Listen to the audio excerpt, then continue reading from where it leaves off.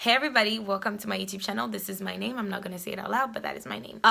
Today, what are we talking about? Something disturbing, obviously, because I think you read the title. We're talking about not a very nice person, okay? We're going to talk about his biography, what he did, crimes, and the apprehension of this man. So before we start, do not forget to subscribe because I will be posting when I can. Anyways, so today's story comes all the way down south, in the southernmost part of, I wouldn't say the world, Africa, South Africa, literally called South Africa. So in that place was born a man in 1977, a man called what? Khangai Sedumedi.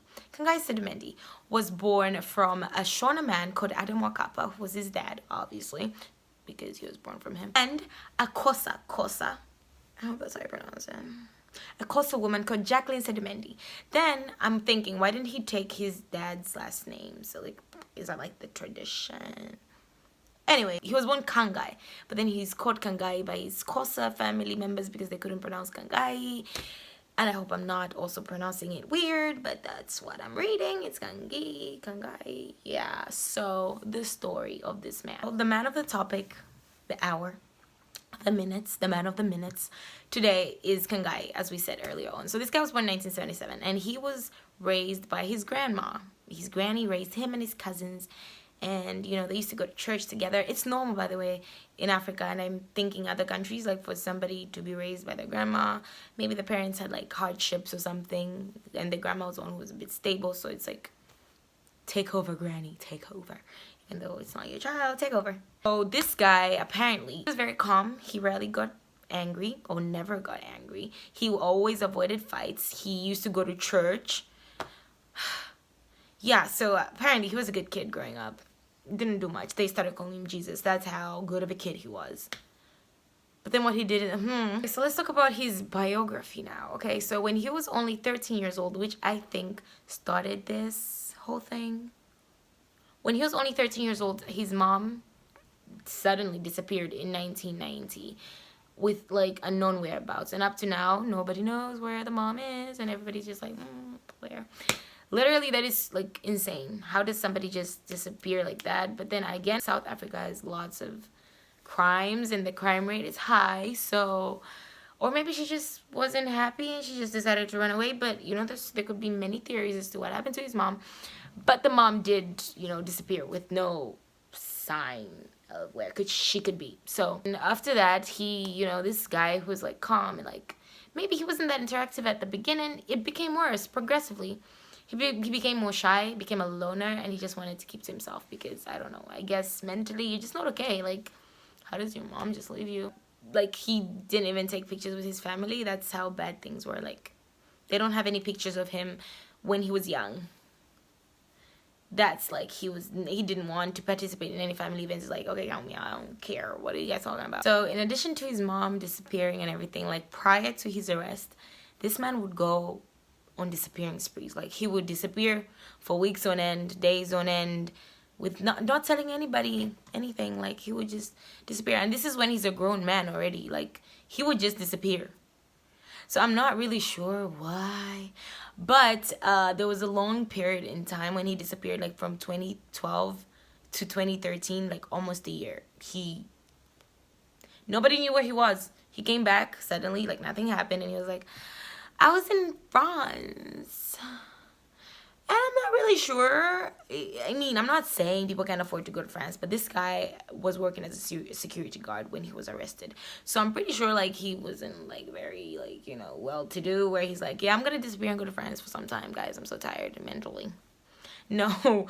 So I'm just thinking, France, really? Okay. Basically, despite from his disappearing acts that he used to think he's Houdini, apart from that, he was apparently very ambitious and hardworking, and he was just a normal guy. He would just disappear here and there, and it's like, okay, you're an adult, go. Just don't go too far.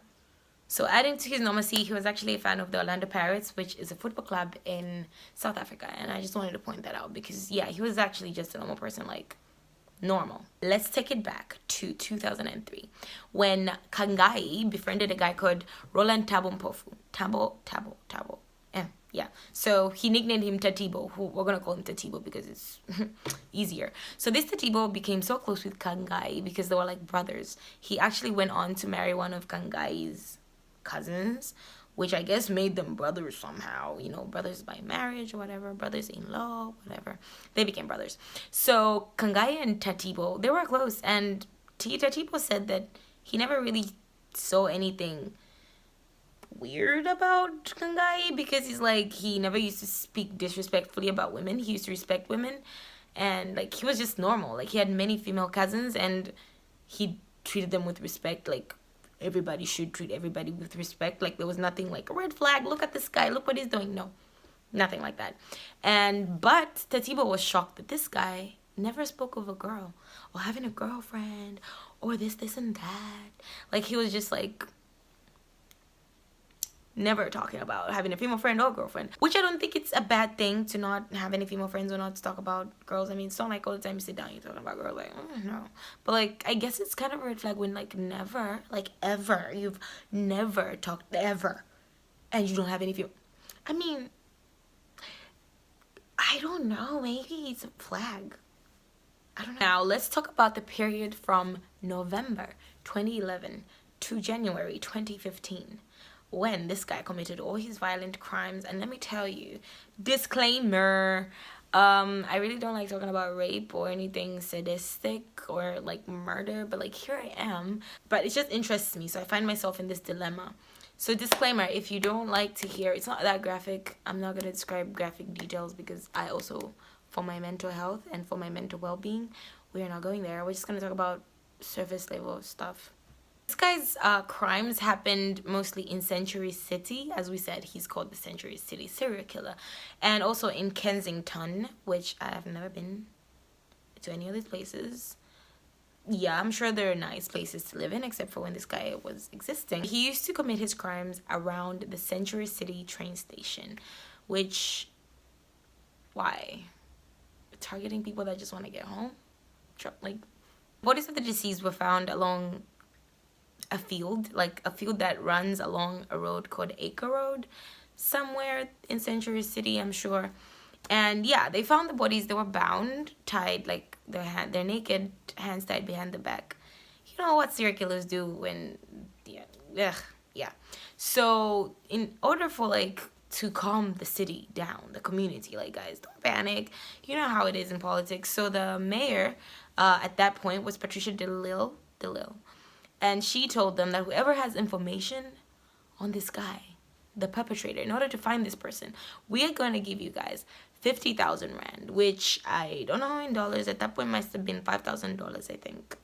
At that point, something along those lines. Yeah, so they're offering that for anybody who has information because, of course, we're trying to catch this person so they don't do anything anymore. Obviously, I'm sure the police, they're not dumb. They knew like these crimes were perpetrated by one person because of the fashion in which they were perpetrated, the location. Like, you're not having 5 serial killers killing people and dumping them in the same place with the same type of mechanism. No, it's just one person with a dirty limit. Just one person who doesn't think properly.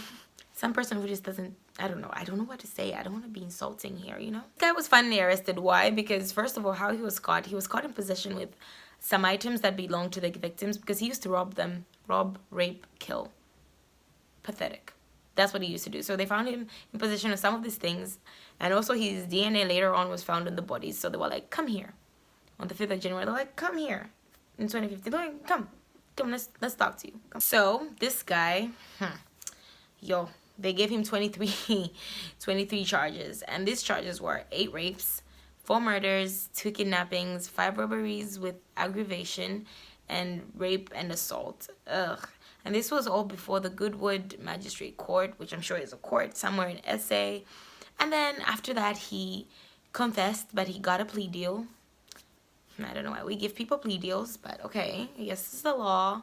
Yeah, so he got a plea deal, and 2 charges were dropped, and I'm curious to know which charges, because I'm pretty sure he's guilty for everything. I'm sorry. After taking all this plea deal and whatever, they went to trial, and in court, he finally explained his modus operandi. And if you don't understand what modus operandi, like me earlier, modus operandi is just a habit a way on how somebody operates, like mode of operation, literally translates to mode of operation. How this guy operated, he confessed, he said he used to look for young victims who are jobless and looking for jobs, because who doesn't want a job so they can get some money and some food on their plate? Okay, but this guy took advantage of the whole situation. He used to get young, helpless victims looking for jobs, desperate. So obviously a manipulator. So he used to approach them and be like, yo, I got a job for you. Or like, I'm actually looking for somebody to employ. Look, just give me your number. He used to get their details. They'll give him the details in hopes that, oh my God, I'm going to get a job. You know how it is. It feels so good. You're like, yeah, I'm going to get a job. Yeah, I'm getting the bag, sis. Yeah, so you get excited and you're like, okay. And then he calls them after some time like, yo, actually like have. And I can't imagine, you know what you want to do to these people, and you call them and you're like, yeah, I actually have a job for you. And this person gets all worked up and excited and they're like, yeah, I'm gonna get a job finally. Yay. Yeah. Get into it. Yeah. And you go, they meet you, and after this he would take them to an isolated area. Which, guys, if a stranger tells you they're offering you a job and takes you to an isolated area, no. Meet in a restaurant, somewhere public. Why should you discuss a job in a field? Do you want me to be a field worker? What is going? Yeah, so they would meet there, and then he would isolate them, and then he would rob them, rape them, and murder them. He said he only murdered them because he felt like he would be identified by them, and he didn't want that tea. He didn't want the smoke. So he's like, no, yeah. So he was just a completely disgusting human being because, and they asked him why he did this, and apparently it was something to do with his mom's disappearance. He said he wasn't really well after she disappeared. Yeah, I mean, I get how you'd be so affected, but like killing people, I don't get it. No, I don't get it. So after all was said and it was done, Justice John Klopp, this is the name, he gave him 7 life sentences to be served consecutively, of course, concurrently, like one life after another. You only have 1 life, but I'm just saying 1, 2, 3, up to 7. Then after that, you 40 years, you know. And I'm just thinking, imagine if like if you had kids, your kids have to serve your sentence for you because you have like 7 life sentences. So then they're kids. Like, I was just thinking that's a crazy thing in my head, but I'm just like, he deserved it. Because why did you do what you did? So yeah, that has been the video about Khangai Sedumedi, the Century City Killer. I mean, oh my gosh, disgusting story as usual with these people. I just wish like the world could beat all bad and just be good, but like that's not how things are, and that's why I'm interested in criminology and criminal psychology, because I am just trying to understand how we can maybe stop these people earlier before they do. What are the signs? What are the signs? Oh my God, I don't know. There will be a video when I'm gonna focus wholly on like criminal psychology, because God. But anyways, so everybody, thank you so much for watching. Like and subscribe if you enjoy such content, and I'm gonna be here, okay, next time again with another video. Let me go and do some research on a disturbing topic because I'm trying to understand it. So stay blessed, be happy, be good, be kind, be all those good things that the world needs. And have a good day or night or whatever time you're watching this. Bye.